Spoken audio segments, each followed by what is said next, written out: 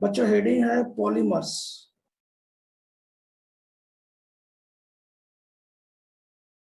शुरू करने से पहले मैं आपको एक बात बता दूं कि ये जो पॉलीमर का ये जो काम है ना, जो जैसे आप आसपास जो देख रहे हैं, कपड़े से लेके आपके आसपास जितनी भी चीजें हैं, वायर है, मतलब जितनी भी चीजें आप देख रहे हैं ना इस समय आपके घर में, बाल्टी से लेके हर चीज, ये सब पॉलीमर्स का कमाल है।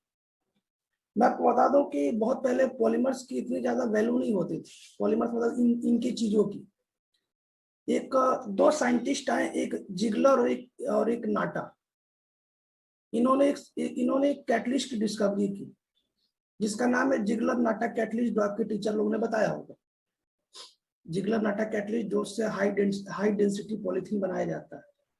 बच्चों जैसे उन दोनों साइंटिस्ट ने इस कैटलिस्ट की डिस्कवरी की ना, मानो पॉलीमर के इंडस्ट्री में बिल्कुल रिवॉल्यूशन आ गया, क्रांति एकदम आ गई। जो बाल्टी बाल्टी समझते हैं ना, बाल्टी तो जानते हैं ना, बाल्टी क्या होता है। जो बाल्टी पहले मेटल का चलता था ना बच्चों, वो सब के सब प्लास्टिक वाले बाल्टी में कन्वर्ट होने लगा। आपको बता दूं कि बहुत पहले आप देखिएगा घरों में जो बाल्टी होती थी वो मेटल की होती थी। लेकिन आप देखिए मेटल की जितनी बाल्टी थी वो सब रिप्लेस होके कम दानों में और अच्छी अच्छी क्वालिटी के आजकल बाल्टी और बाकी सब चीजें बनने लगे। सब के सब हाई डेंसिटी पॉलीथीन और लो डेंसिटी पॉलीथीन की चीजें बनने लगे। क्यों? क्योंकि जैसे उस कैटलिस्ट की डिस्कवरी हुई थी ना दो साइंटिस्ट के द्वारा, जिगलर और नाटा के द्वारा, तो बच्चों उसके बाद ये पॉलीमर इंडस्ट्री में बिल्कुल रिवॉल्यूशन आ गई और तब से ज्यादा इसकी वैल्यू बढ़ गई और इस समय पॉलीमर का सबसे ज्यादा यूज किया जाता है। बच्चों धीरे धीरे करके हम इसके बारे में डिटेल ज्ञान लेंगे। ये चूंकि एक इंडस्ट्री वाली मामला है, फैक्ट्री वाला मामला है, तो फैक्ट्री वाला मामला मैं आपको बता दूंगा पूरा डिटेल, क्योंकि ऑलरेडी मैं उसी डिपार्टमेंट से, मतलब इंजीनियरिंग डिपार्टमेंट से बिलोंग करता हूँ। तो एक एक करके पहले हम पॉलीमर की डिफिनेशन बताते हैं बहुत सिंपल भाषा में, ध्यान सुनना। देखो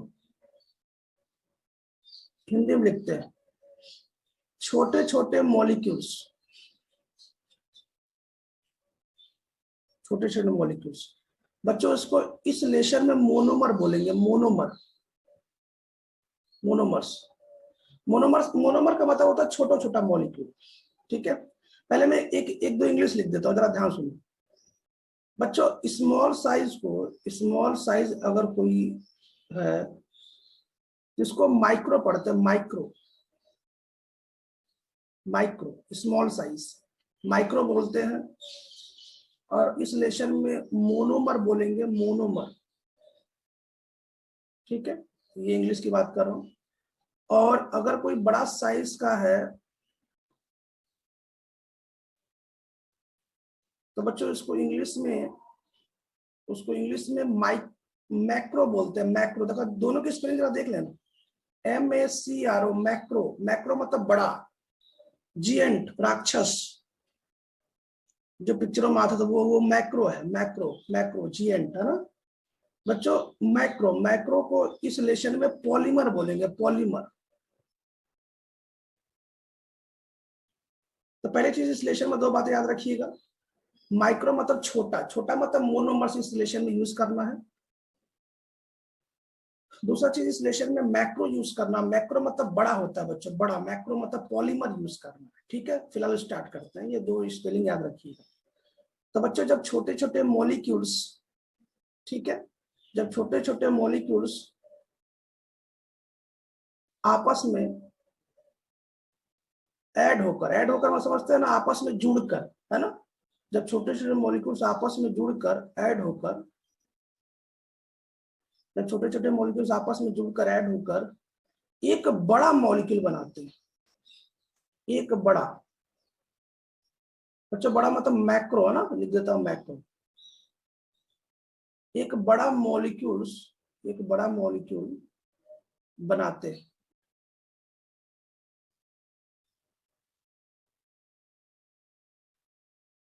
तो ये जो बड़ा मॉलिक्यूल बनाते हैं बच्चों, इसी को पॉलीमर कहते हैं। जो बड़ा मॉलिक्यूल बनाते हैं इसी को क्या कहते हैं? पॉलीमर कहते हैं। और बच्चों ये जो प्रोसेस हो रहा है ना, ये जो प्रोसेस होगा इसी को पॉलीमराइजेशन कहते हैं। इस प्रोसेस को, इस प्रोसेस को बच्चों ये लेसन आज और कल 2 दिन में समाप्त हो जाएगा। मैं पूरा डिटेल पढ़ाऊंगा, चिंता ना करें, पूरा डेप्थ में पढ़ाऊंगा। आपने बोर्ड भी पढ़ा होगा, जो भी पढ़ा होगा, आपको ये लेसन पढ़ने के बाद आपका 100% स्ट्रॉन्ग हो जाएगा, है ना। इस प्रोसेस को पॉलीमराइजेशन कहते हैं।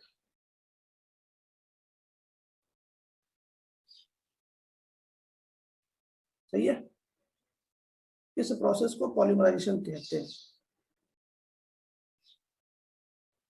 छोटा सा एक नीचे इस बात को लिख भी दिया जाए, क्या लिखना है जरा देखो। मैं स्क्रीन फिर से शेयर कर दूं।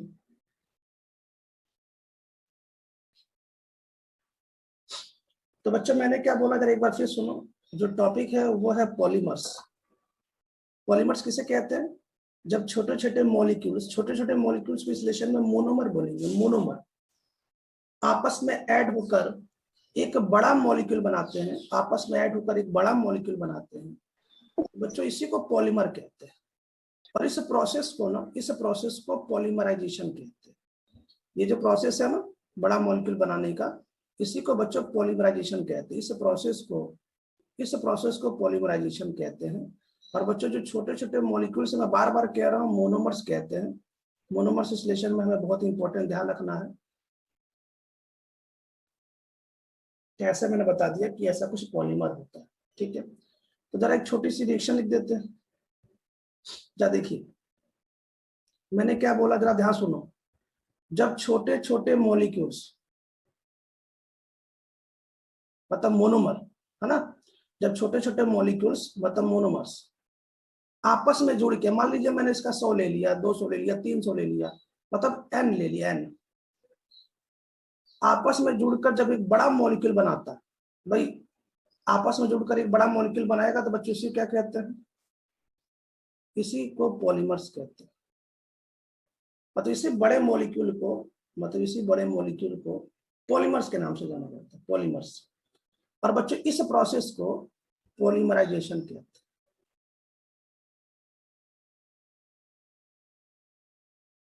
मैं समझाता हूँ, एक और एग्जांपल समझाता हूँ बच्चों। जैसे मान लीजिए कि आपने जो कपड़ा पहना है वो कपड़ा किसी न किसी धागे से बना होगा। तो मान लीजिए धागा हमने 100 ले लिया, 200 ले लिया, 300 ले लिया, 400 ले लिया, हमें नहीं पता हमें कितना लेना है, तो हम एन मान लेते हैं। हमने एन धागा ले लिया, एन, ठीक है। अब एन धागों को आपस में जोड़कर एक बड़ा मॉलिक्यूल बनाएंगे। जो बड़ा मॉलिक्यूल बनाएंगे वो क्या होगा? कपड़ा। अब ये कपड़े में सब के सब धागे आपस में जुड़ जाएंगे, तो बच्चों इसी को तो कहते हैं पॉलीमर। और ये जो पॉलीमर बना है, इसका जो मोनोमर, उसका मोनोमर का नाम क्या है? धागा। समझ गया ना, सिंपल सी बात भाई। हो सकता है कि किसी कपड़े को बनाने में 100 धागे लगे हों, किसी कपड़े को बनाने में 200 धागे लगे हों, किसी को 300 लगे हों, तो मैं एन लिख देता हूँ, एन। और छोटे छोटे धागों को मिला मिला मिला मिला के एक बड़ा सा जो चीज बनाएगी उसी को कपड़ा कहते हैं। देखो ये एन मैंने इधर लिख दिया, क्यों? क्योंकि ये आपस में जुड़ चुके हैं। इसी प्रोसेस को बच्चों पॉलीमराइजेशन कहते हैं। आप इसकी स्क्रीनशॉट ले लीजिए ताकि मैं चीजों को आगे शुरू करूं।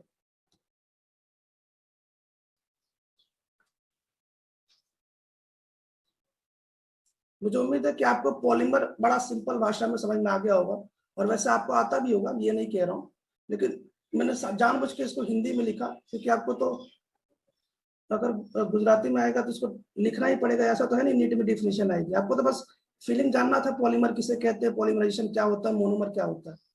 ठीक, इसको हटाते हैं।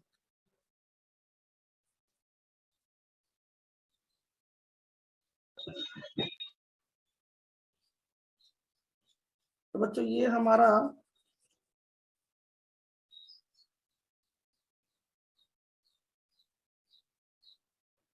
देखिए बच्चों, शुरू करने से पहले मैं आपको कुछ बातें सिखाना चाहता हूँ। शुरू करने से पहले, है ना, देखिए सबसे पहला चीज एक एक करके सीखते हैं ना बच्चों। आपको अच्छे से पता है कि CH2 डबल बॉन्ड CH2, जिसको हम लोग आज तक C2S4 के नाम से जानते हैं, इसका नाम भी हमें अच्छे से पता है कि इसका नाम, कॉमन नाम की बात करूं, इसका नाम इथाइलिन होता है। पहला चीज, इसका नाम क्या होता है? इथाइलिन। ध्यान से सुनना है ना, इसका नाम इथाइलिन होता है, सबको अच्छे से पता है। हम इसका यूज करने वाले हैं पॉलीमर। अब हम क्या करते हैं बच्चों ना, इसमें से एक हाइड्रोजन हटा देते हैं और उसकी जगह पर साइनाइड लगा देते हैं। भाई पहले हमें मोनोमर याद, मुझे एक बात बताओ, अगर आपके पास धागा नहीं होता तो कपड़े बना पाते? नहीं बना पाते। इसका मतलब पहले मोनोमर होगा तभी तो पॉलीमर बनेगा। तो पहले मोनोमर का नाम याद होना चाहिए, विद फॉर्मूला याद होना चाहिए। तो बच्चों हम क्या किया, जरा देखो, CH2 डबल बॉन्ड CH, मैंने इसमें से एक हाइड्रोजन हटा दिया तो इसकी एक वैलेंसी खाली हो गई, तो मैंने यहाँ पे साइनाइड जोड़ दिया। समझ गया ना, मैंने कुछ नहीं किया, मैंने इथाइलिन में एक हाइड्रोजन हटा के साइनाइड जोड़ दिया। तो बच्चों ये हमारा दूसरा मोनोमर होगा जिसका भी हम यूज करने वाले हैं। इसका नाम होगा एक्राइलोनाइट्राइल। एक्राइलोनाइट्राइल। बच्चों एक्राइलोनाइट्राइल को देखो, एक्राइलो मतलब ए, नाइट्राइल मतलब ए। अब मुझे एक बात बताओ, अगर बहुत सारे एक्राइलोनाइट्राइल आपस में मिल जाएं तो क्या ये पॉली एक्राइलोनाइट्राइल बना देंगे? तो तभी तो आप पढ़ते होंगे PAN, याद है PAN? भाई एक्रिलोनाइट्राइल आपस में जोड़ दीजिए एक बड़ा सा मॉलिक्यूल बनाइए, तो क्या बोलेंगे? Poly acrylonitrile. मतलब एक्रिलोनाइट्राइल के एक बड़ा सा मॉलिक्यूल। देखो पॉली का मतलब समझते हैं ना, पॉली मतलब होता है बहुत सारी चीजों को एक साथ जोड़ना, पॉली। याद है आपने पढ़ा होगा PAN? तो बच्चों कुछ नहीं है, वो एक्रिलोनाइट्राइल ही तो है। अच्छा कुछ जगहों पे ना, कुछ जगह पे इसको N की जगह पे यूज होता है, ब्यूना N।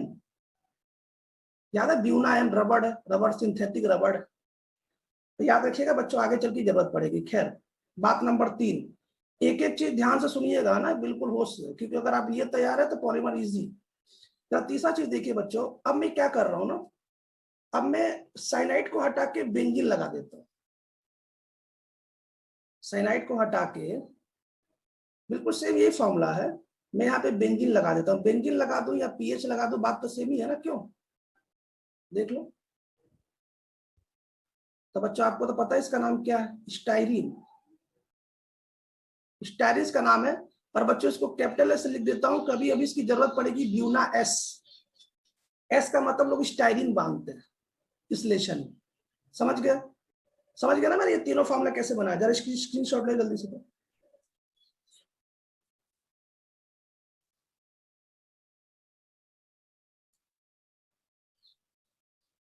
ठीक है, अब जरा फॉर्मूला नंबर 4 देखिए बच्चों।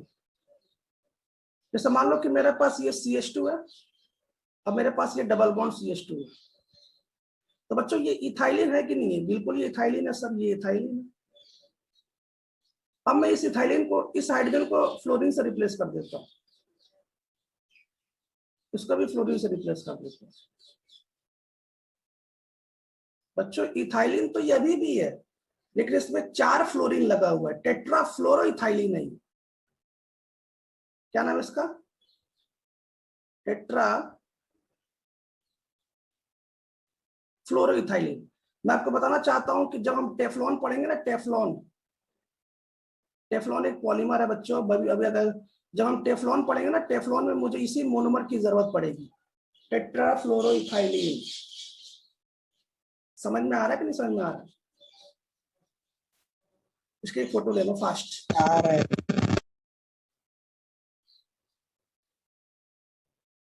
इसको हटा दो। ठीक, एक और 5वां नंबर देख लो, ये तो 5th नंबर तो आप अच्छा जानते हो बच्चों। मान लो ये CH2 डबल बॉन्ड CH2 है, तो आप इस एक डबल बॉन्ड को तोड़ दो। जब एक डबल बॉन्ड को तोड़ोगे तो यहाँ भी बॉन्ड खाली, यहाँ भी बॉन्ड खाली। सही है, दोनों जगह OH चिपका दो। ये तो जानते ही हो, तो बहुत फेमस है, जानते हो ना इसके बारे में? नाम क्या है? ग्लाइकॉल। अच्छा आपने आपने ग्लाइकॉल को ऐसे देखा है, देखो आपने ग्लाइकॉल को ऐसे देखा है,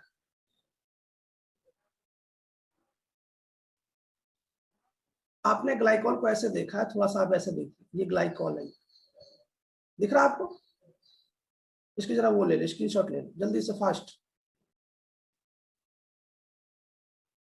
तो इतना फॉर्मूला याद हो गया ना, कोई तकलीफ तो नहीं है ना इतना फॉर्मूला याद करने में? सिंपल है ना, कुछ किया नहीं मैंने बस इथाइलिन में बस केवल ऑपरेशन करके बना दिए। ठीक है, हटाते हैं बच्चों 6 नंबर, इसको हटा रहे हैं ना।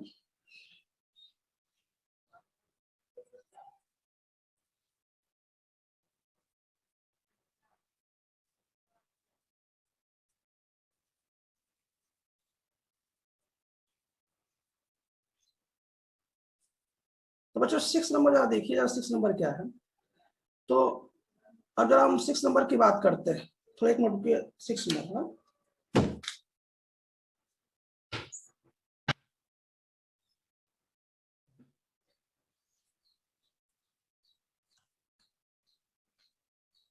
हाँ हाँ, तो 6 नंबर की बात कर रहा हूँ, जरा ध्यान सुनिएगा ना बच्चा। वही आपका 6 नंबर में सबसे फेवरेट टॉपिक, क्या फेवरेट टॉपिक है, ये देखो, याद है इसका नाम क्या है? दो डबल बॉन्ड, इसका मतलब ब्यूटा। ब्यूटा अगर नंबरिंग करेंगे तो 1 2 और 3 4, तो क्या होगा जरा बता दो। ब्यूटा, ब्यूटा 1 3 डाइईन, इसका नाम है ब्यूटा 1 3 डाइईन। ये 7th नंबर की बात कर रहा हूँ, सिंपल है ना।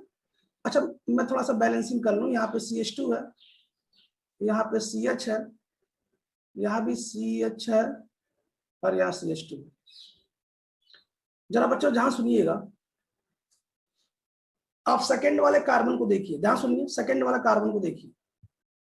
मैं क्या कर रहा हूँ, सेकंड वाला जो कार्बन है ना, वहां से हाइड्रोजन हटा रहा हूँ, इसको मैं इसकी बात कर रहा हूँ। अब यहाँ पे हाइड्रोजन हटा के मैं क्लोरीन लगाने वाला हूँ, क्लोरीन, है ना। जरा देखो बिल्कुल सेम सीन है, देख ले, देखो जरा बिल्कुल सेम सीन है, बस हाइड्रोजन हट गया तो ये बैलेंस खाली हो गई। अब मैं यहाँ पे क्लोरीन लगाने वाला हूँ, क्लोरीन। ठीक है, बाकी सब सेम है, बाकी सब सेम है, बाकी मैंने कोई चेंजिंग नहीं किया, देख लीजिए। तो बच्चों इसका वास्तव में नाम होगा 2 क्लोरो ब्यूटा 1 3 डाइईन। इसका वास्तव में नाम होगा 2 क्लोरो ब्यूटा 1 3 डाइईन, लेकिन बच्चों इसको क्लोरोप्रीन बोलते हैं, इसको नाम है क्लोरोप्रीन। हम पॉलीमर में इसको क्लोरोप्रीन नाम से जानेंगे। मैं आपको बताना चाहता हूं, इसको नियोप्रीन भी बोला जाता है, नियोप्रीन। देख रहे हो ना, मैंने कोई नया चीज थोड़ी किया यार।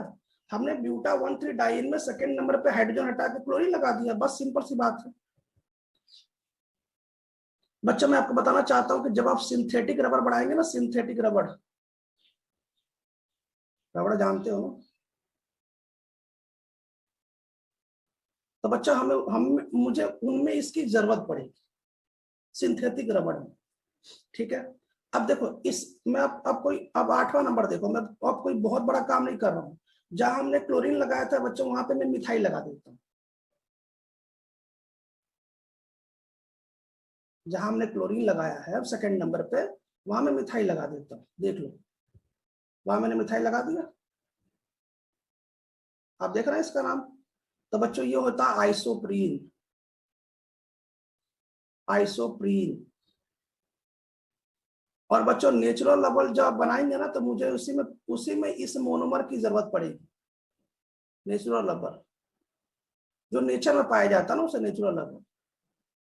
बहुत यूजफुल नहीं होता है, हमारे काम लायक नहीं होता है, लेकिन हम उसको केमिकल मेथड से ट्रीट करके ना अपने योग्य बनाएंगे। याद है आपने पढ़ा होगा, इसमें सल्फर मिला देते हैं तो उसको वल्केनाइजेशन ऑफ रबर कहते हैं, ताकि ये रबर अच्छा हो जाए, अच्छी क्वालिटी का हो जाए। आपने सुना होगा वल्केनाइजेशन ऑफ रबर। तो बच्चे इसी का पार्ट है। स्क्रीनशॉट ले लिया सबने, देख लो यहाँ तो कोई डाउट है तो इसको हटा देता हूँ ना। ठीक, तो बच्चों हमने 8 पॉइंट पढ़ लिया, मुझे उम्मीद है कि आपको 8 के मोनोमर्स बहुत सिंपल भाषा में याद हो गए होंगे, नाम भी याद हो गया होगा, क्लोरोप्रीन क्या है, आइसोप्रीन क्या, कब किसकी जरूरत पड़ेगी, आगे चल के देखेंगे हम। और उसके बाद जरा देखिए, इसके बाद 9th नंबर, आपको अगर याद हो तो मैंने पढ़ाया था गैब्रियल थैलेमाइड रिएक्शन या एरोमेटिक कंपाउंड में, कि बच्चों एक बेंजीन पर अगर दो कार्बोक्सिलिक एसिड लगा दे, अगर 1 2 पे लगाए तो इसका नाम थैलिक एसिड होता है। अगर 1 2 पे लगाया जाए तो इसका नाम क्या होता है, थैलिक एसिड। पता है कि नहीं पता, सही है। लेकिन अगर 113 पे लगाया जाए तो 13 मतलब मेटा पे लगा दिया जाए तो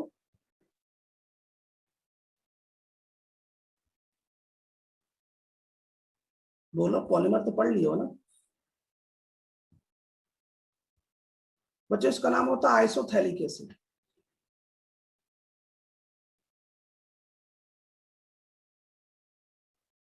आइसोथैलिक एसिड। अच्छा, अगर 13 पे लगा दिया जाए तो, सॉरी 14 पे लगा दिया जाए तो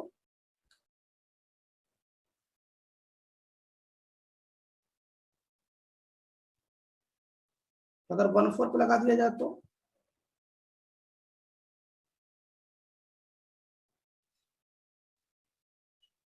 बोलो, कुछ नाम तो बोलो यार। उसका नाम होता है टेरेथैलिक एसिड। TERE, टेरे अथैलिक acid. बच्चों मुझे अभी इसकी जरूरत पड़ेगी, ये जो 14 वाला सॉरी पैरा वाला जो कार्बोक्सिलिक एसिड है, मुझे अभी इसकी जरूरत पड़ेगी, ये बात ध्यान रखिए, ठीक है ना। यहाँ पर सही है, यहाँ तो कोई दिक्कत। देखो बच्चों जरा ध्यान सुनना, मैं 12 नंबर लिख रहा हूँ।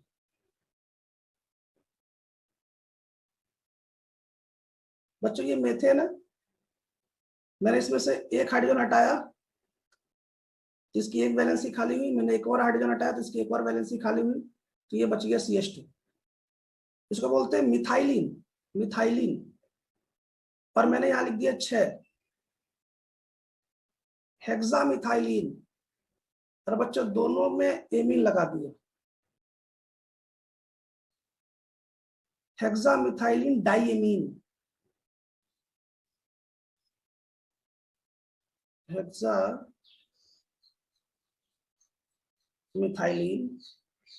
डाइएमीन। भाई जडेजा भरत भाई एक बात ध्यान रखना, ये जो मैं चीजें लिखा रहा हूं अगर कल तक कंप्लीट नहीं होगा ना तो जुड़ना नहीं कल से क्लास में।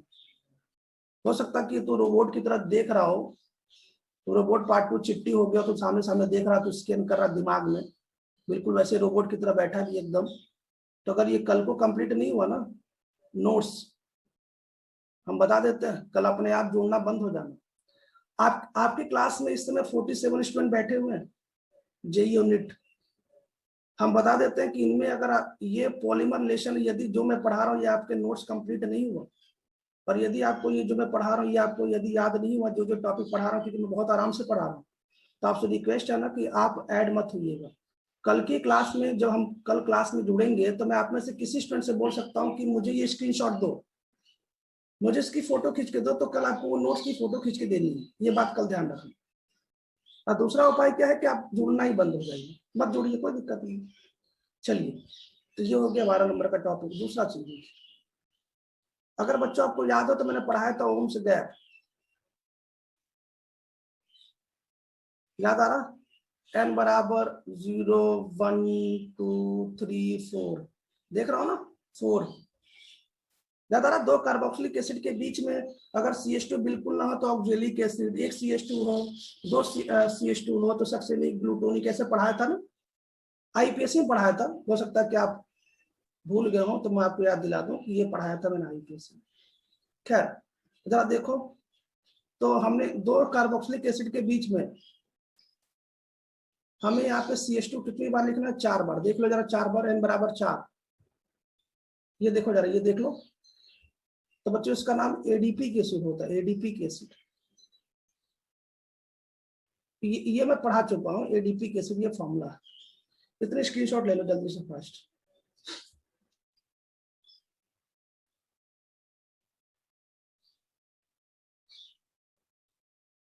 इसको हटा देते हैं। अच्छा ये देखो, ये जो मोनोमर बता रहा हूँ ना, इस मोनोमर को क्या करना ना, एक व्हाइट पेज पे लिख के बैठे रहना। क्यों? जब मैं आपको पॉलीमर पढ़ाऊंगा तो जब मैं मोनोमर लिखूंगा तो तुरंत देख लेना, अच्छा ये मोनोमर ये। तो बच्चों 1-2 दिन में ना आपको पॉलीमर 100% याद हो जाएगा, ठीक है। एक और लास्ट लिखते हैं, फिर लेसन चालू स्टार्ट करते हैं।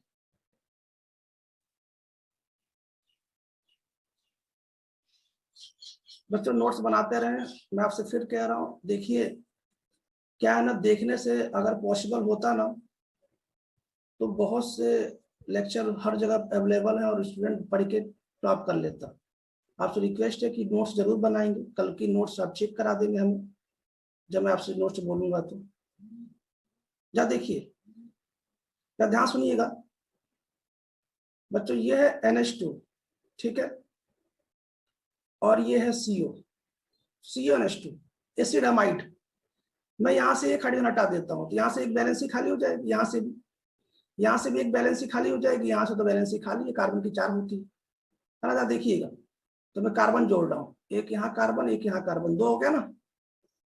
एक यहाँ कार्बन जोड़ रहा हूँ 3, एक साइक्लिक रिंग बना रहा हूँ।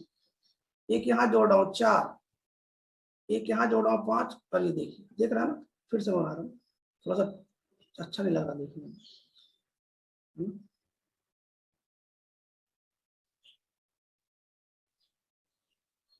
कैसे बना रहा हूँ,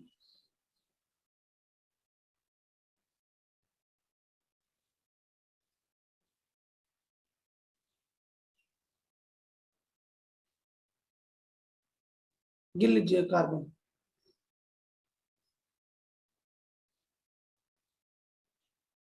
अभी मैं बताऊंगा बच्चों की ये पोजीशन अल्फा है, ये पोजीशन बीटा है, ये पोजीशन गामा है, ये पोजीशन डेल्टा है, और ये पोजीशन बच्चों ओमेगा है। ओमेगा, ओमेगा नाम सुना ना, ओमेगा। तो बच्चों इसका नाम होता है omega caprolactam. Omega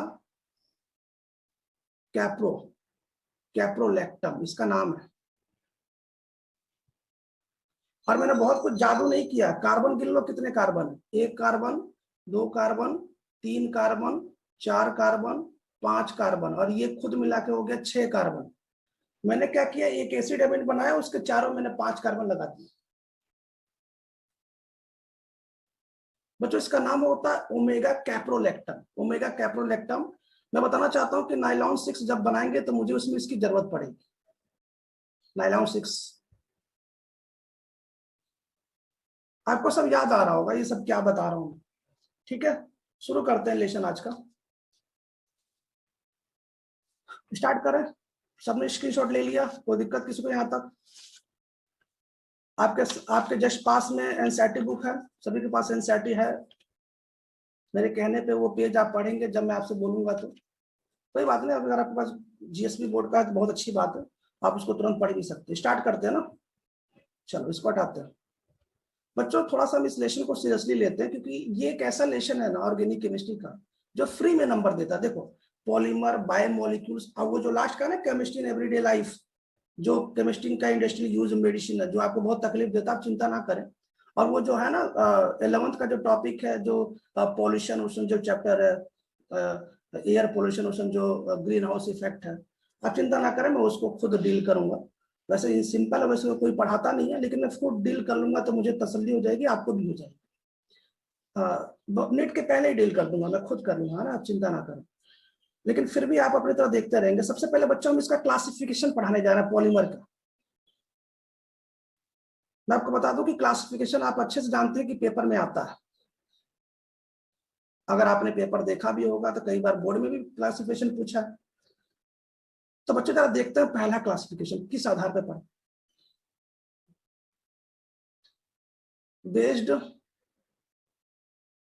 based on source, मतलब कैसे, कहां पाया जाता, कैसे पाया जाता, सोर्स। पहला जो क्लासिफिकेशन है सोर्स के आधार पर। सोर्स मतलब उसका स्रोत क्या है पॉलीमर का। तो आपको अच्छे से पता है इसके 3 सोर्स है। सबसे पहला सोर्स कौन सा है? नेचुरल। नेचुरल मतलब जो नेचर में पाया जाता है। नेचुरल मतलब यही तो होता है ना, नेचुरल पॉलीमर। नेचुरल पॉलीमर मतलब ऐसा पॉलीमर जो फाउंड इन नेचर, जो नेचर में पाया जाता है। बहुत सिंपल सी बात है। तो जब तक मैं लिख रहा हूं तब तक जरा इसके सोर्स जरा आप एनसीईआरटी से बुक पढ़ लीजिए। तो दूसरा है बच्चों सेमी सिंथेटिक। जब तक मैं लिख रहा हूं तब से आपसे रिक्वेस्ट है, तब तक एनसीईआरटी से पढ़ लीजिए। भरत भाई तू पढ़ ले एनसीईआरटी से।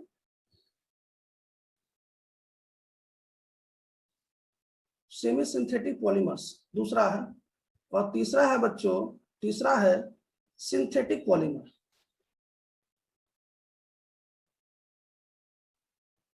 Synthetic polymers.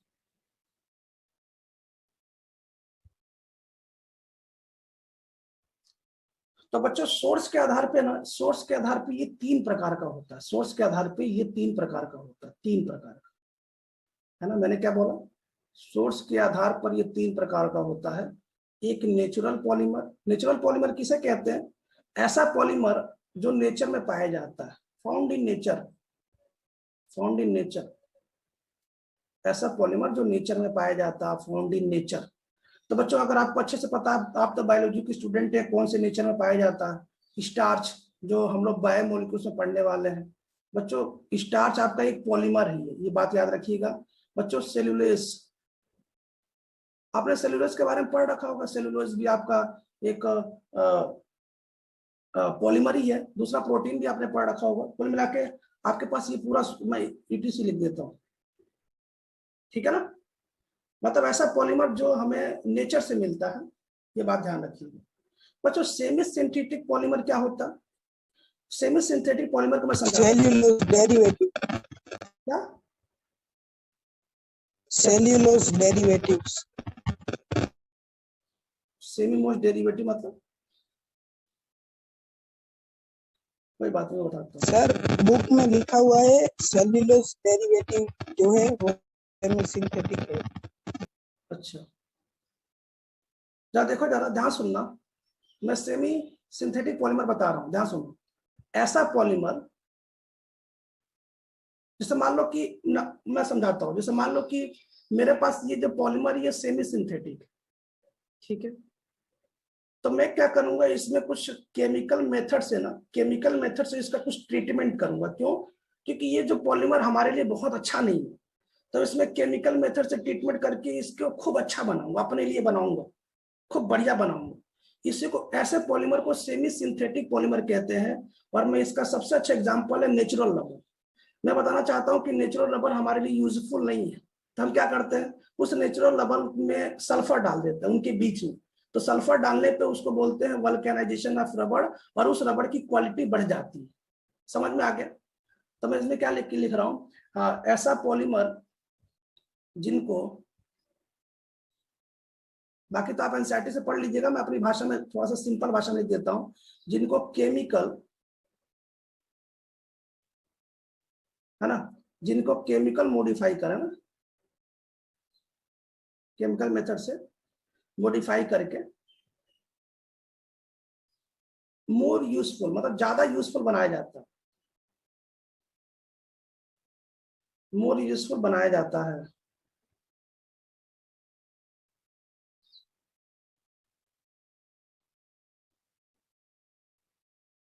ठीक है। अब इसका सबसे अच्छा एग्जांपल कौन सा है?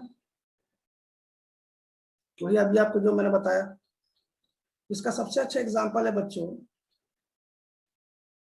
इसका सबसे अच्छा एग्जांपल है रबर, है ना, नेचुरल रबर।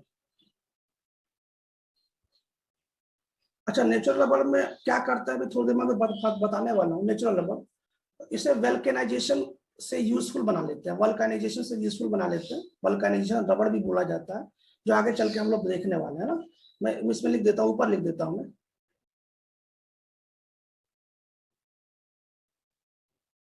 Vulcanise rubber. एक और एग्जांपल है सेलुलोज, सेलुलोज एसीटेट। तो बच्चों ये एग्जांपल और ये एग्जांपल, ये दोनों एग्जांपल ना बच्चों सेमी सिंथेटिक पॉलीमर के एग्जांपल है, ये आप ध्यान रखिए, ठीक है। चलिए, और सिंथेटिक पॉलीमर के एग्जांपल तो बच्चों कई हजार है, इसमें तो कोई बात ही नहीं कि यही तो हमें पढ़ना। सेमी सिंथेटिकल पॉलीमर मतलब जो इंसानों के द्वारा बनाया गया, मैन मेड। इंसान मतलब इसमें लेडीज और जेंट्स दोनों आ जाएंगे ना, ऐसा नहीं कि केवल इंसान ही बनाता है, इंसान मतलब दोनों, इसलिए मैन मेड लिख दिया मैंने।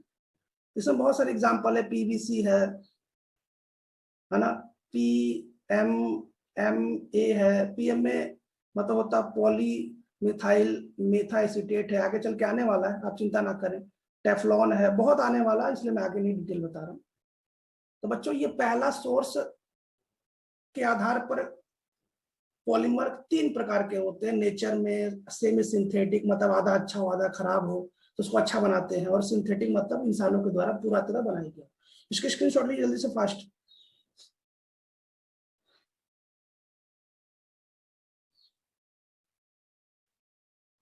हटा देना,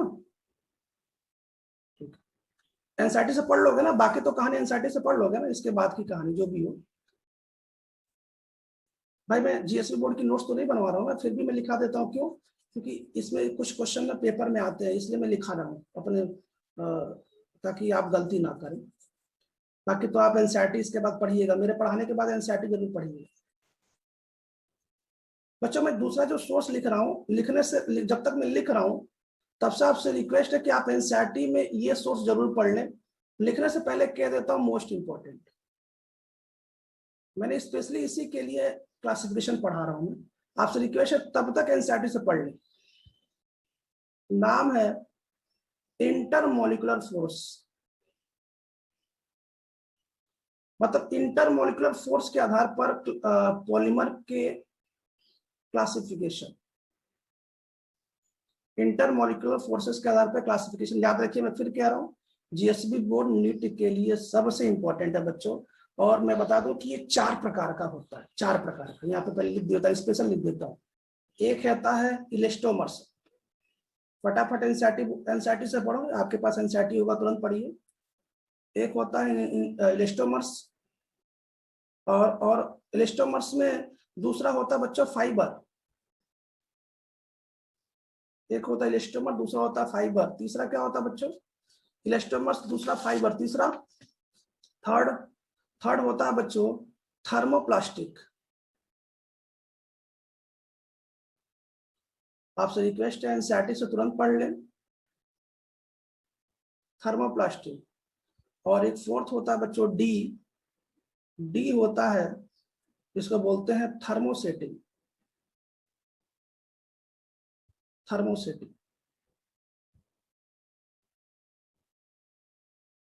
एक एक करके पढ़ना है, चारों मोस्ट इंपॉर्टेंट है इसलिए स्पेशल लिखा मैंने। फिर एक बार फिर बोल दो, पहला इलेस्टोमर्स, दूसरा फाइबर, तीसरा थर्मोप्लास्टिक, चौथा थर्मोसेटिंग। ठीक है। इंटरमोलिकुलर फोर्स समझते हो ना, उनके मॉलिक्यूल्स के बीच में कौन सा फोर्स लग रहा है, अच्छा लग रहा है, खराब लग रहा है, तगड़ा लग रहा है, क्या लग रहा है बच्चों, उसके अकॉर्डिंग ये 4 प्रकार के पॉलीमर्स होते हैं, इलेस्टोमर्स, फाइबर, थर्मोप्लास्टिक और थर्मोसेटिंग। इसमें जो सबसे पहला है मैं उसको शुरू कर रहा हूँ, इसका नाम है इलेस्टोमर्स। इलेस्टोमर्स पॉलीमर्स किसे कहते हैं? जो पहला है बच्चों उसको शुरू कर रहा हूँ, जिसका नाम है इलेस्टोमर्स पॉलीमर। ध्यान से सुनना, क्योंकि जब मैं कोई पॉलीमर पढ़ाऊंगा तो मैं आपसे पूछूंगा कि बताओ इनमें कौन सा इंटरमोलिकुलर फोर्स लग रहा है, इसलिए कह रहा हूँ ध्यान से सुनना, और एनसीईआरटी बुक से पढ़ भी लो जब तक मैं इसको पढ़ा रहा हूँ। इलेस्टोमर्स बच्चों, इलेस्टोमर्स किसे कहते हैं? एक बार पहले सुन लो, सब ध्यान सुनो बच्चों। इलेस्टोमर्स उन पॉलीमर को कहते हैं, मैं इसको साफ साफ लिख रहा हूँ, इलेस्टोमर्स उन पॉलीमर्स को कहते हैं जिनके मॉलिक्यूल्स के बीच में ना सबसे कमजोर, सबसे वीक, उसको वीकेस्ट बोल दीजिए, सबसे वीकेस्ट फोर्स ऑफ अट्रैक्शन होता है। और यदि आप केमिस्ट्री के केमिकल बॉन्डिंग के बहुत अच्छे जानकार हैं तो मैं बता दूं कि सबसे वीकेस्ट फोर्स ऑफ अट्रैक्शन बेचारा वांडरवाल होता है। क्यों? उससे अच्छा हाइड्रोजन बॉन्डिंग, और बाकी अच्छा तो कोवेलेंट और ये सब होते हैं, जानते ही आपको बच्चों। उन पॉलीमर्स को कहते हैं, उन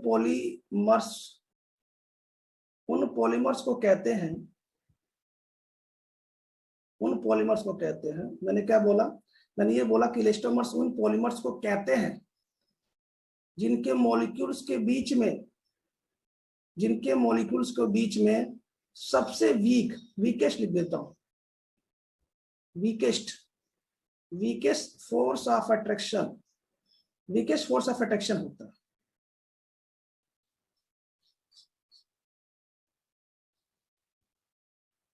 सबसे वीकेस्ट फोर्स ऑफ अट्रैक्शन होता है, उन पॉलीमर्स को कहते हैं जिनके मॉलिक्यूल्स के बीच में सबसे वीकेस्ट फोर्स ऑफ अट्रैक्शन होता है। वीकेस्ट, सबसे वीक। और बच्चों वीकेस्ट फोर्स ऑफ अट्रैक्शन का मतलब समझिए,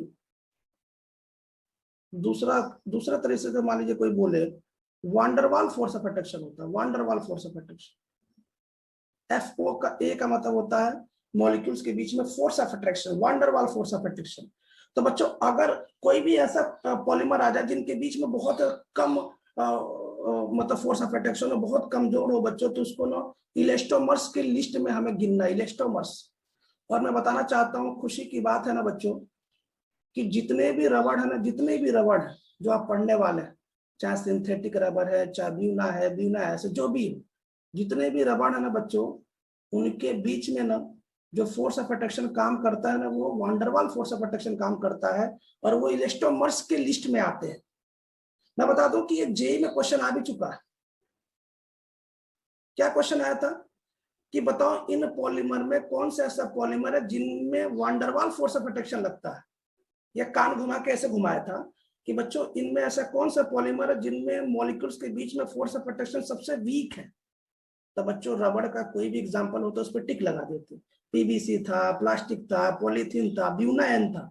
तो बच्चों ब्यूनाएन, ब्यूनाएस, नियोप्रीन, क्लोरोप्रीन, रबड़ सब के सब इलेस्टोमर्स, सब के सब में weakest force of attraction.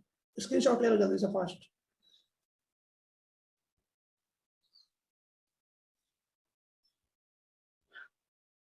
Second देखते हैं, दूसरा बी, नाम है फाइबर। आपने एनसीईआरटी से पढ़ भी लिया होगा फाइबर किसे कहते हैं। फाइबर, फाइबर बच्चों उन पॉलीमर्स को कहते हैं जिनमें सबसे स्ट्रॉन्गेस्ट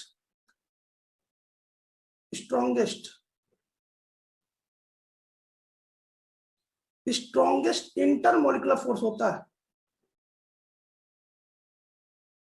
आप समझ गए ना, इलेस्टोमर्स में सबसे वीक होगा, फाइबर में सबसे स्ट्रॉन्ग होगा। इंटरमोलिकुलर फोर्स होता है, इंटरमोलिकुलर फोर्स सबसे स्ट्रॉन्गर इंटरमोलिकुलर फोर्स होता है, सबसे स्ट्रॉन्गर मॉलिक्यूल्स के बीच में। ठीक है, अच्छा सबसे स्ट्रॉन्गेस्ट का मतलब ये हुआ ना कि आप ये मान के चलिए ना कि लगभग इनके जितने पॉलीमर है ना सब में हाइड्रोजन बॉन्डिंग पाया जाता है, almost most of the times. और हाइड्रोजन बॉन्डिंग ना मॉलिक्यूल्स के बीच में यदि पाया जाए तो बच्चों वो स्ट्रांग ही होता है, क्योंकि देखो मॉलिक्यूल्स के बीच में दो ही प्रकार के बॉन्ड पाए जाते हैं, एक हाइड्रोजन बॉन्डिंग और एक वांडरवाल। क्यों, तो बच्चा वांडरवाल तो और वीक होता है, हाइड्रोजन बॉन्डिंग तो उससे अच्छा ही होता है। ये मैं केमिकल बॉन्डिंग में आपको बता चुका हूँ। ठीक है, और बच्चों जितने भी नाइलॉन के एग्जाम्पल है ना, नाइलॉन के जितने भी एग्जाम्पल वो सब के सब फाइबर में आते हैं। अगर मैं आपसे पूछूं नाइलॉन 6 तो आप बोलेंगे सर फाइबर है। अगर मैं आपसे पूछूं नाइलॉन 6 तो आप बोलेंगे सर ये भी फाइबर है। अगर मैं बोलूं नाइलॉन 610 तो सर ये भी फाइबर है। कुछ मिला के नाइलॉन अगर आपके नाम के सामने जुड़ जाए तो फाइबर। और उनके बीच के मॉलिक्यूल्स के बीच में ना सबसे स्ट्रॉन्गेस्ट इंटरमॉलिकुलर फोर्स होता है।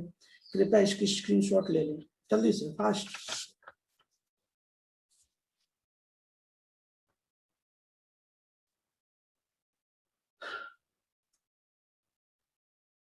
बच्चों सी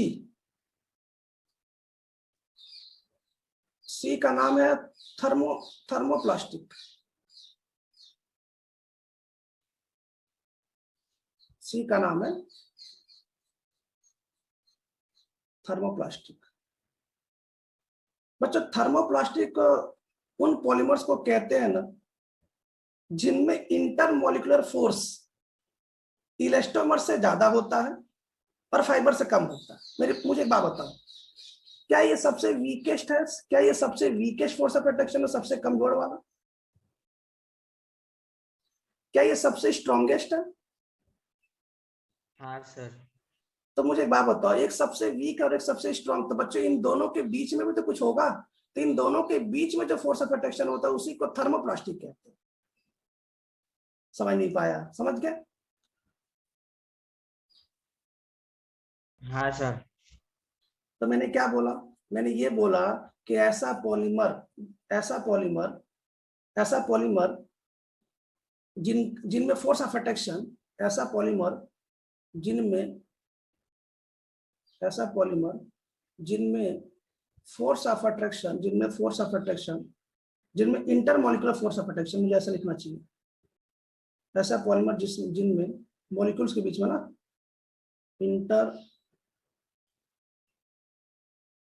इंटरमॉलिकुलर फोर्स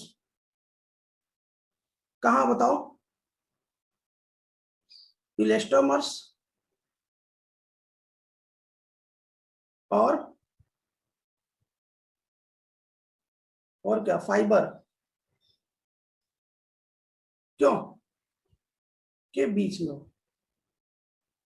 बीच समझते हो ना, इंटरमीडिएट हो ना, मतलब ना ज्यादा हो ना कम।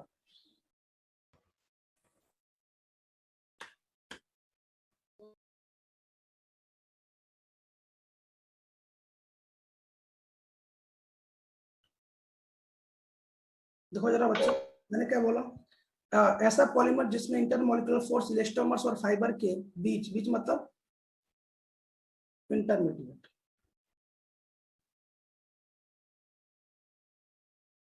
इंटरमीडिएट है ना, सिंपल। उसमें थर्मोप्लास्टिक कहते हैं, उसे थर्मोप्लास्टिक कहते हैं, थर्मोप्लास्टिक। तो जितने भी प्लास्टिक एग्जांपल है, जितने प्लास्टिक एग्जांपल जैसे पीवीसी या जो भी हो बच्चों, वो सब इसी के एग्जांपल में आएंगे, थर्मोप्लास्टिक में। ठीक है। और बाकी एग्जाम देखो, एक आपसे रिक्वेस्ट है, एनसीईआरटी बुक से पढ़ के बाकी एग्जांपल इसमें जरूर मेंशन कर लेना, ये बात ध्यान रखना। इसलिए मैं एनसीईआरटी बुक कह रहा हूँ, जब नोट्स बनाइएगा तो एनसीईआरटी बुक से जो एग्जांपल हो तो उसमें आप ऐड कर लीजिएगा। जल्दी से लिखिए, फास्ट स्क्रीनशॉट ले लें।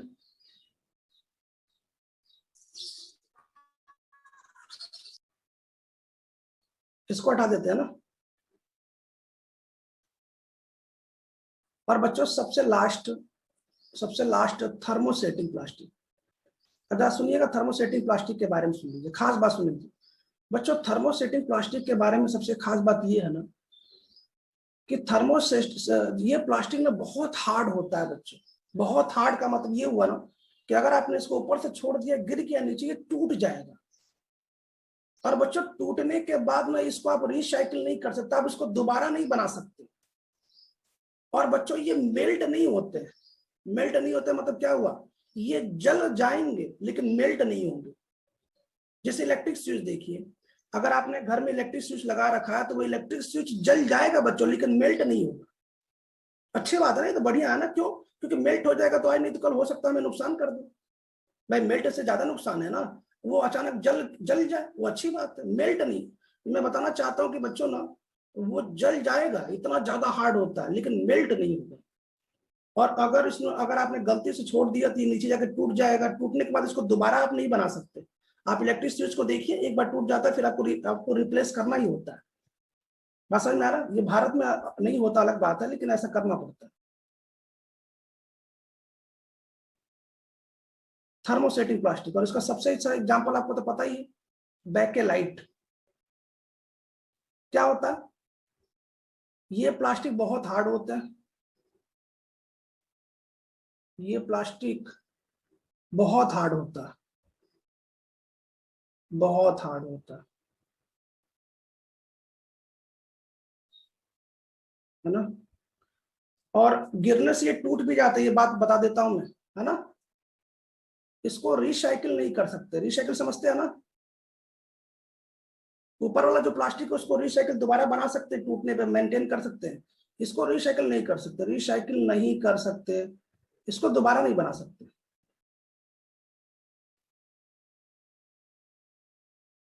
बच्चों। ये कभी मेल्ट नहीं होते।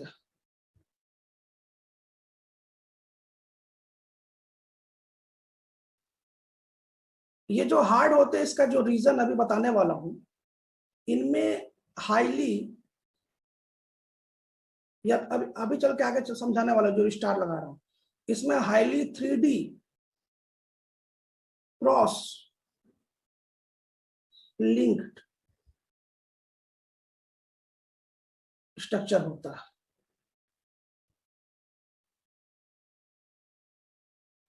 इसलिए बच्चों ना, ये बहुत हार्ड होता है। ये सब क्या होता है सर, अभी बताने वाला हूँ।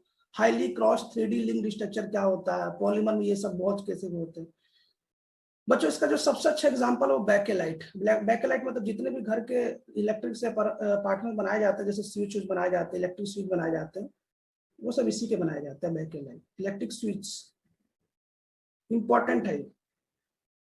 इलेक्ट्रिक स्विच, बैकेलाइट, ये सब थर्मोसेटिंग एग्जाम्पल है। अच्छा, मुझे पूरा उम्मीद है कि आपको ये सेकेंड और सोर्स पॉलीमर्स के समझ में आगे होंगे, ये मोस्ट इंपॉर्टेंट है। अगर मैं आपसे पूछी फोर्स ऑफ अट्रैक्शन के अकॉर्डिंग इनको अरेंज करो, तो बच्चों सबसे स्ट्रॉन्ग फाइबर होगा, उसके बाद थर्मोप्लास्टिक होगा, और सबसे लास्ट में इलास्टोमर्स होगा। इलास्टोमर सबसे वीक फोर्स ऑफ अट्रैक्शन होता है, जैसा आपके एनसीईआरटी का क्वेश्चन। ठीक है, एक और बच्चों थर्ड इसको हटा देते हैं ना, इसको हटाते हैं, जल्दी स्क्रीनशॉट लो फास्ट।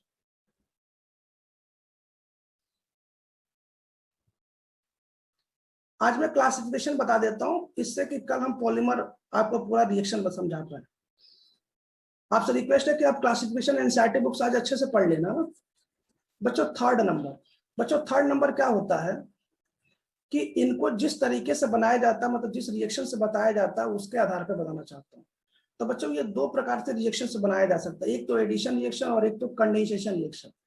बच्चों एडिशन तो बहुत अच्छी बात है। एडिशन का मतलब क्या हुआ, जैसे मान लो कि मेरे सामने ये दो मॉलिक्यूल है, आपस में आके जुड़ गए, बात खत्म, इसको एडिशन रिएक्शन बोलते हैं। और जुड़ने के बाद एक बड़ा सा मॉलिक्यूल बना, इसी को पॉलीमर कहते हैं।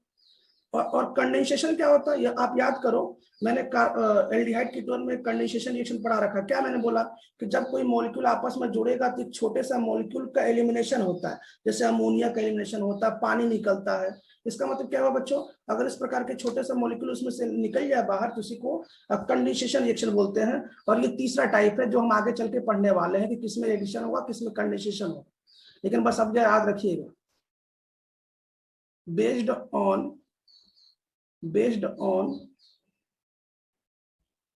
mode of polymerization,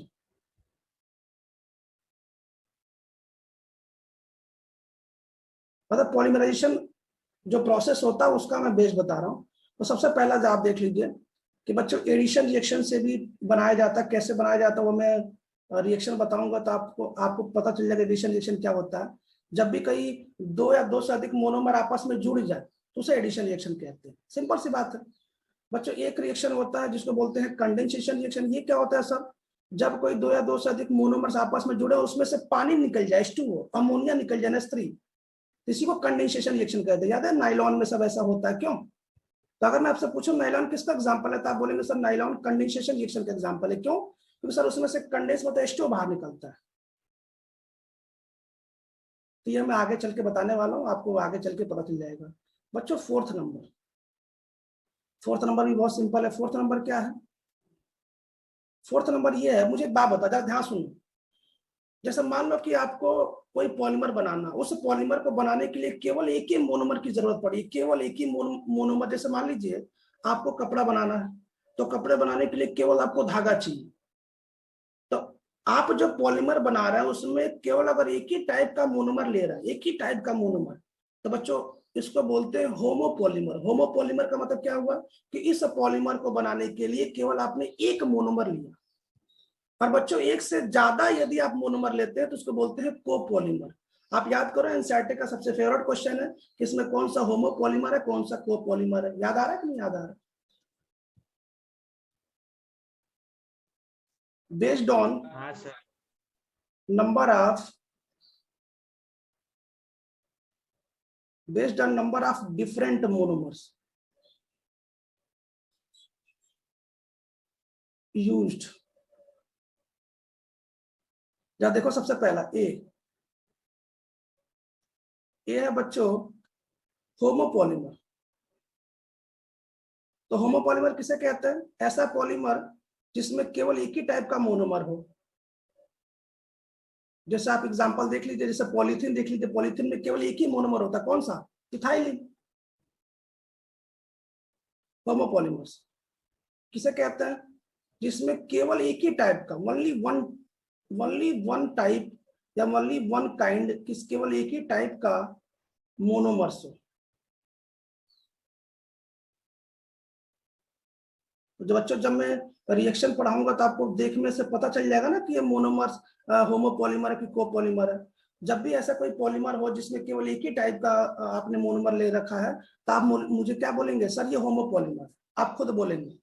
दूसरा क्या है साहब? कोपॉलीमर। अच्छा, कोपॉलीमर किसे कहते हैं? जब दो या दो से अधिक, जैसे नाइलॉन देख लीजिए, नाइलॉन में दो पॉलीमर मिलाते हैं कि नहीं मिलाते हैं? तो जब बच्चों दो या दो से अधिक, two or more than two or more, जब दो या दो से अधिक टाइप्स के मोनोमर आपस में मिलाते हैं तो बच्चों इसी को हमको कोपॉलीमर कहते हैं। तो बच्चों हमने अपने अकॉर्डिंग तो आपको क्लासिफिकेशन बता दिया, जो कि हमको नहीं बताना चाहिए फिर भी बता दिया मैंने। इसमें ये इंपॉर्टेंट है कि होमोपॉलीमर किसे कहते हैं, अभी जरूरत पड़ेगी मुझे। केवल एक ही टाइप के मोनोमर होना चाहिए। इसमें एक इंपॉर्टेंट है कि कोपॉलीमर किसे कहते हैं। एक से ज्यादा यदि आपको मोनोमर दिखाई देगा तो आप क्या बोलेंगे, सर ये कोपॉलीमर का एग्जांपल है, ऐसा आपको बोलना है। यदि केवल आपको दो चीज को आपस में जोड़ दिया जाए, केवल जोड़ दिया जाए, और जोड़ने के बाद कोई पॉलीमर्स का प्रोसेस कराते हैं तो उसको एडिशन कहते हैं। यदि दो चीज को रिएक्शन करने के बाद यदि उसमें से H2O बाहर निकल जाए, NH3 बाहर निकल जाए, तो बच्चों ऐसी रिएक्शन को कंडेंसेशन रिएक्शन कहते हैं। इन दोनों रिएक्शन से कोई भी पॉलीमराइजेशन मतलब पॉलीमर बनाया जाता है। आप इसकी स्क्रीनशॉट ले लें। कल हम लोग बिल्कुल समय से 7:50 सबसे पहला पढ़ेंगे हम लोग पॉलीथीन। अच्छा, मैं बहुत डेप्थ में पढ़ाऊंगा, ध्यान से पढ़िएगा ना, एकदम बिल्कुल आराम से पढ़ाऊंगा। शुरुआत का जो टॉपिक है वो आराम से चलेगा, है ना, कोई दिक्कत नहीं है।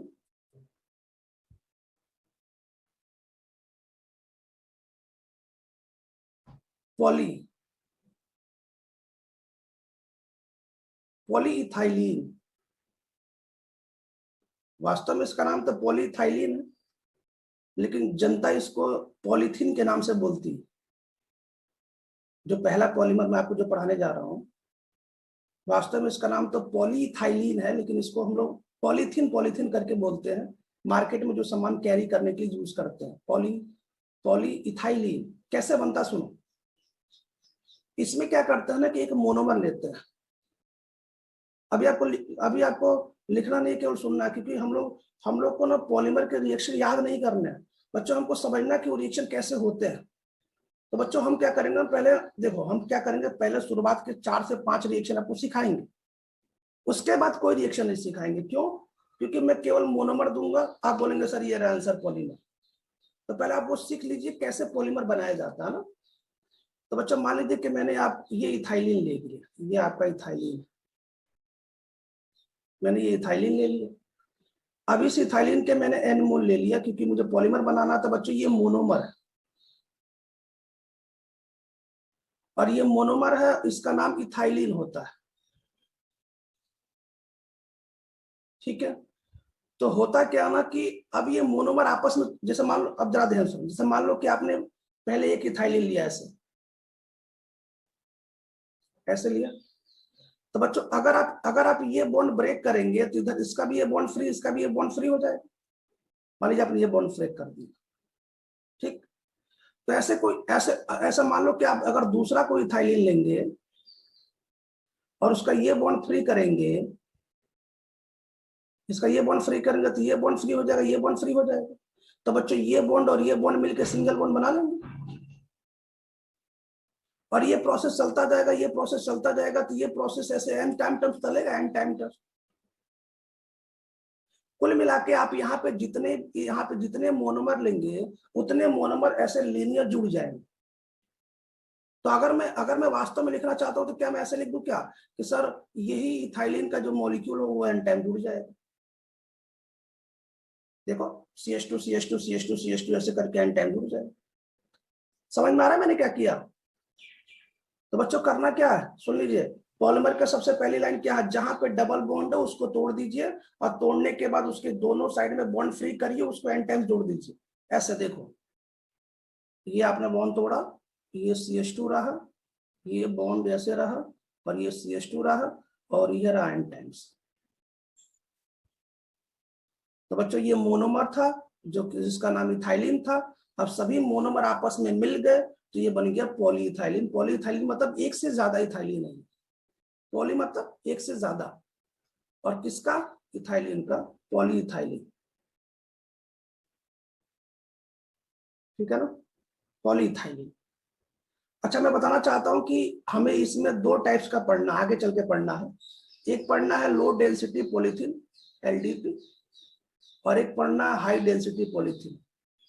LDPE, high density polythene. एक पढ़ना है लो डेंसिटी पॉलीथीन LDP, एक पढ़ना हाई डेंसिटी पॉलीथीन। ये सब क्या होता है मैं आगे चल के बताने वाला हूँ। लो डेंसिटी पॉलीथीन क्या, हाई डेंसिटी पॉलीथीन क्या है। आपने सुना होगा एक कैटलिस्ट है जिगलर नाटा कैटलिस्ट, जिससे हाई डेंसिटी पॉलीथीन बनाया जाता है। मैंने आपको कल बताया भी था कि पहले फैक्ट्रियों में जो पॉलीमराइजेशन का जो प्रोसेस होता था वो इतना ज्यादा क्रांतिकारी नहीं था, इतना ज्यादा रिवॉल्यूशन उसमें नहीं था। लेकिन जैसे दो साइंटिस्ट, एक जिगलर और एक नाटा ने एक कैटलिस्ट का डिस्कवर किया बच्चों, उसके बाद तो मैं बताना चाहता हूँ कि फैक्ट्रियों में जैसे रिवॉल्यूशन आ गई, एकदम बिल्कुल क्रांति आ गई। और जितने भी आप आसपास की जो चीजें देख रहे हैं ना, जो सब मेटल के बने थे वो सब के सब प्लास्टिक में कन्वर्ट हो गए। और उसके बाद इस पॉलीमराइजेशन, इस पॉलीमर की डिमांड बढ़ गई। क्यों? क्योंकि इस कैटलिस्ट के बाद ना चीजों को बनाना आसान हो गया। पहले हमें चीजों को बनाना उतना आसान नहीं था, लेकिन जैसे इन साइंटिस्ट ने इस कैटलिस्ट की डिस्कवरी की ना, जिगलर और नाटा, दो साइंटिस्ट ने, जिगलर नाटा कैटलिस्ट ने, तो बच्चों पॉलीमराइजेशन का प्रोसेस इजी हो गया और उनको नोबेल प्राइज भी मिला इस काम के लिए। अच्छा काम था इसलिए। फिलहाल जरा देखिए बच्चों ये कैसे होता है, मैं एक छोटा सा डेमो दे रहा हूँ, मतलब कैसे होता है। क्योंकि आप ऑर्गेनिक केमिस्ट्री अच्छे से पढ़ लिया तो जरा देख लीजिए। मैं मैकेनिक नहीं बता रहा, छोटा सा डेमो दे रहा हूँ। क्या होता है कि एक इनिशिएटर आता है, इनिशिएटर समझते हैं ना, जो फ्री रेडिकल बनवाता है। इनिशिएटर मतलब जो फ्री रेडिकल, भाई फ्री रेडिकल बनाने के लिए हमारे पास बहुत से यंत्र हैं। मैंने आपको बता दिया ना फ्री रेडिकल कैसे बनता है ऑर्गेनिक केमिस्ट्री में। हमने आपको बता दिया ना फ्री रेडिकल बनाना, तब क्या क्या लेंगे, फ्री रेडिकल बन जाएगा। तो मान लीजिए आपने इनिशिएटर ले लिया जो कि फ्री रेडिकल ऑलरेडी है। तो ये क्या करता है, जैसे मान लो आपको रिएक्शन करना है तो आप इसमें इनिशिएटर डाल दो। इनिशिएटर मतलब जिसमें जो फ्री रेडिकल बन चुका है, ये क्या करता है, किसी एक मॉलिक्यूल पे, इथाइलिन के किसी एक मॉलिक्यूल पे ना ऐसे जाके फ्री रेडिकल बनवाता है ना। तो जब ऐसे जाके फ्री रेडिकल बनवाएगा तो ये क्या करेगा, ये बॉन्ड टूटेगा। जब ये बॉन्ड टूटेगा, मुझे बताओ, अगर ये बॉन्ड टूटेगा तो यहाँ फ्री रेडिकल बनेगा, यहाँ फ्री रेडिकल बनेगा। तो ये फ्री रेडिकल आपस में जुड़ जाएंगे, फिर दूसरा फ्री रेडिकल तैयार हो जाएगा। ऐसे फ्री रेडिकल बनते जाएंगे, आपस में जुड़ते जाएंगे और ऐसे करके पॉलीथीन n टाइम्स बन जाएगा। मतलब वास्तव में फ्री रेडिकल के थ्रू ही ये मैकेनिज्म होती है। मैं ये बताना चाहता हूँ बस कैसे होता है।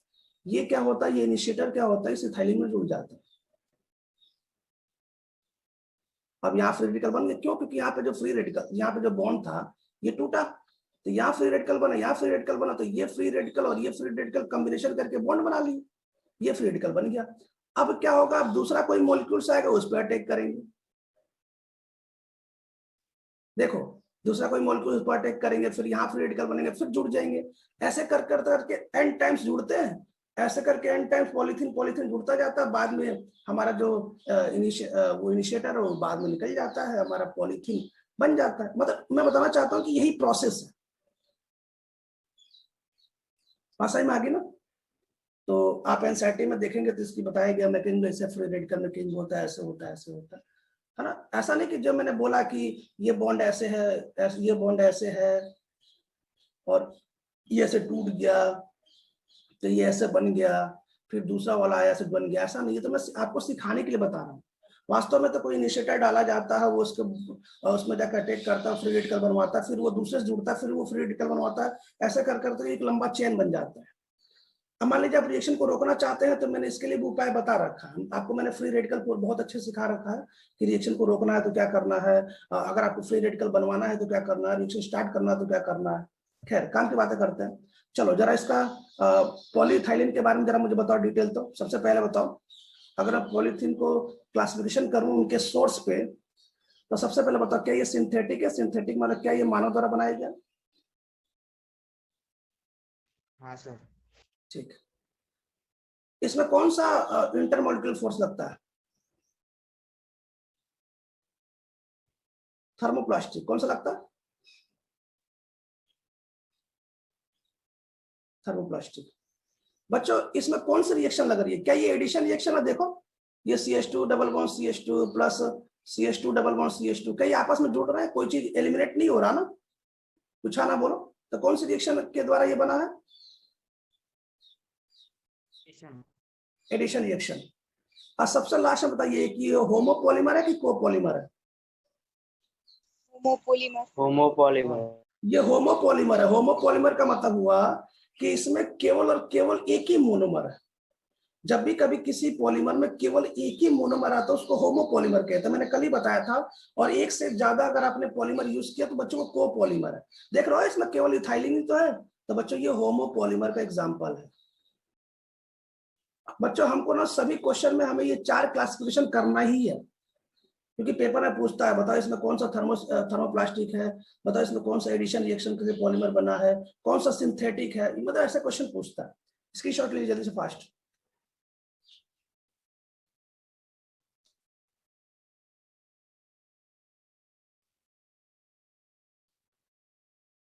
इसको हटा देते हैं।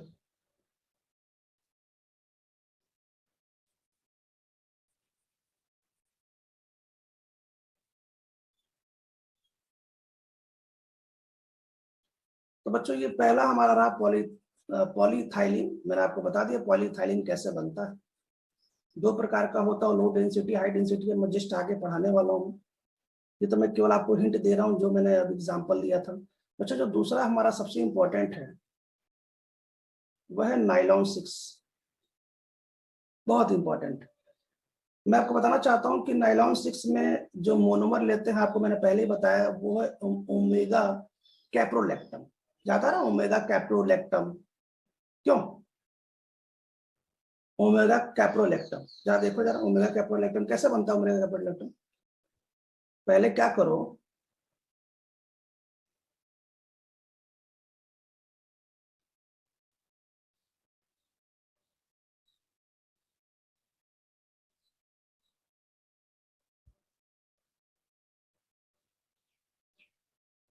ये बच्चों ओमेगा कैप्रोलेक्टम का फॉर्मूला है।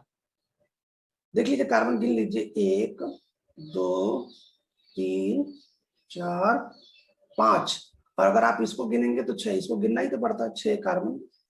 अब ये कौन सा फंक्शनल ग्रुप है?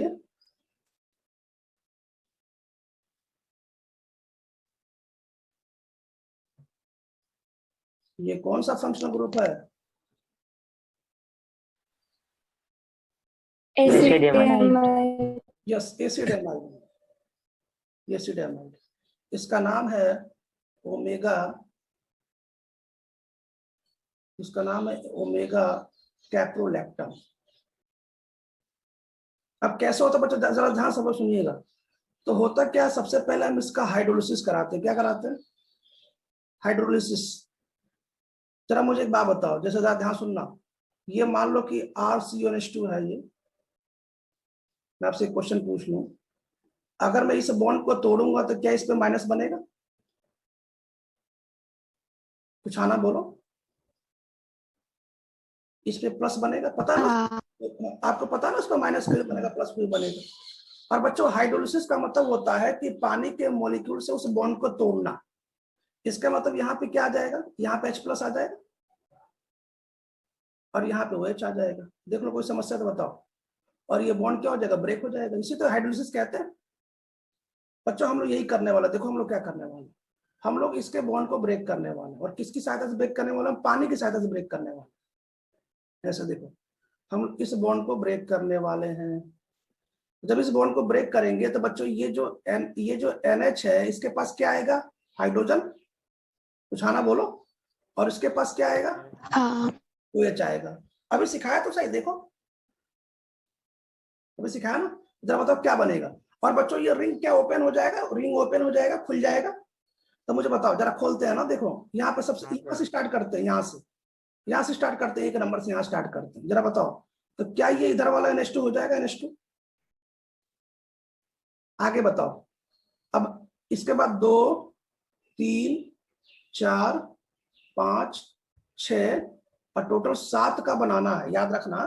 बनाते हैं, एक बन गया, एक बन गया, 2 कार्बन, 3 4 5 6 और 7 पे क्या, आपको पता ना 7 पे क्या है? 7 पे COO था और OH जुड़ गया था।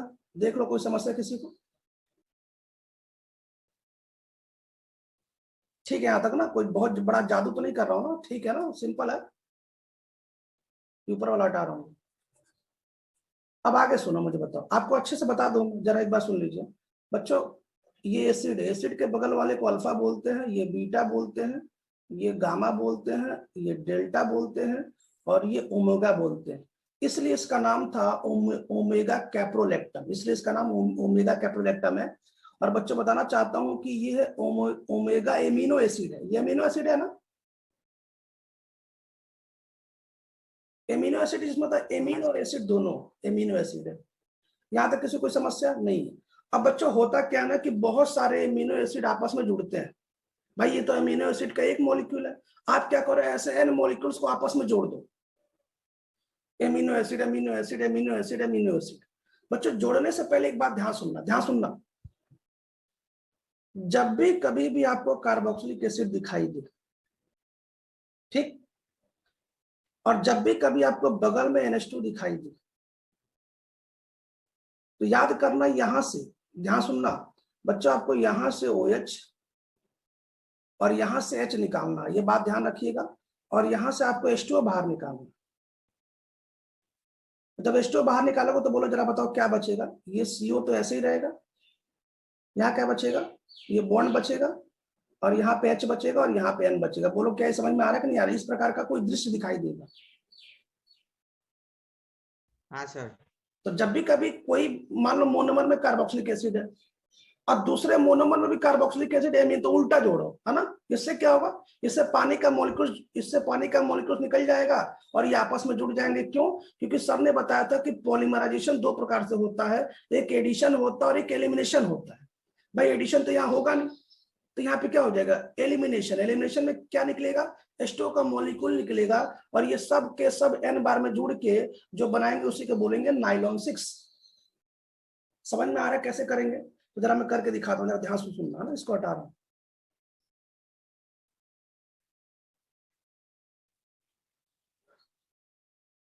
तो बच्चों हम क्या करेंगे, हम इसके n टाइम्स लेंगे, n टाइम्स। हम इम्यूनो जो एसिड हमारे पास जो बना है इसके n टाइम्स लेंगे। चलो एक एक करके लेते हैं। क्या देखिएगा, NH2 बच्चों इसके इधर भी है, उसको उधर भी है ना, याद रखिएगा। बहुत ज्यादा नहीं ले सकते, दो ही तो दिखा सकते हैं ना, ये बोर्ड पे जगह नहीं है। एक, ठीक है, यहां तक ये अपना क्या है, कार्बोक्सिलिक एसिड। एक ये ले लिया। अब ऐसे ऐसे n टाइम्स लेंगे, n टाइम्स मतलब एक और ले लेते हैं, हाँ एक और ले लेते हैं।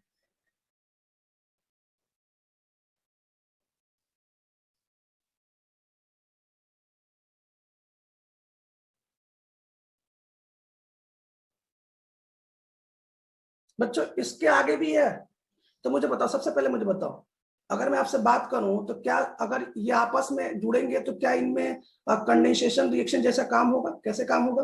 देखो यहां से OH और बच्चों यहां से एक H बाहर निकलेगा, सही है।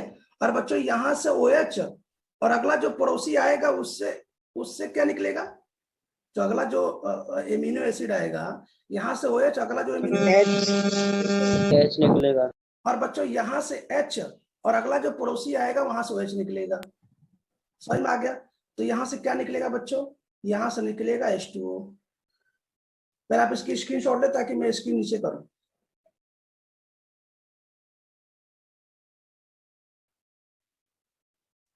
अब जरा देखना बच्चों, जैसे लिखा हुआ ना वैसे लिख दो, जैसे लिखा हुआ है ना वैसे लिख दो। चलो देखते हैं, बिल्कुल दिमाग नहीं लगाना, जैसे लिखा वैसे लिख देते हैं। मुझे बताओ यहाँ पे क्या बचा, यहाँ पे केवल NH बचा, और इसके बाद का सीन आगे ऐसे होगा, सही है। आगे ऐसा सीन जुड़ता रहेगा n टाइम्स। और क्या बचा बताओ, ऐसे रहा। देखो बच्चों जैसे है ना वैसे लिखना, दिमाग बिल्कुल नहीं लगाना। ऐसे यहाँ पे ऑक्सीजन, ये तो कोई वैसे ही था। और बच्चों ये बॉन्ड फ्री हो गया, और देखो यहाँ पे क्या बचा, NH बचा, केवल NH बचा ना, देख रहा हो ना, केवल NH बचा। हेलो, हाँ। और देखो यहाँ देखो ये समाप्त हो गया, ये केवल NH बचा। बोलो जरा, देखना कहीं कार्बन गड़बड़ होगा तो बताना। यहाँ पे केवल क्या बचा, वो बचा, और बाकी सब सीन तो ऐसे ही रहेगा। और ये कितने टाइम्स, ये एन टाइम्स बना। इसी का नाम क्या है? नायलॉन 6। समझ गए कि नहीं समझ गए? समझ गए। कोई दिक्कत किसी को? पता नहीं कैसे मैंने बनाया। मैंने कैसे बनाया? मैंने सबसे पहले नहीं। कैप्रोलेक्टम लिया, ओमेगा कैप्रोलेक्टम, उसके हाइड्रोलिसिस कराया। ठीक है, हाइड्रोलिसिस करने के बाद मुझे एक एमिनो एसिड मिला, और उस एमिनो एसिड के मैंने एन टाइम जोड़ दिया। कैसे जोड़ा? एमिनो एसिड में जो OH था और एमिनो एसिड का NH2 था, उसमें से H2 निकाल के मैंने एन टाइम जोड़ दिया। तो जो बनेगा बच्चों, उसी का नाम है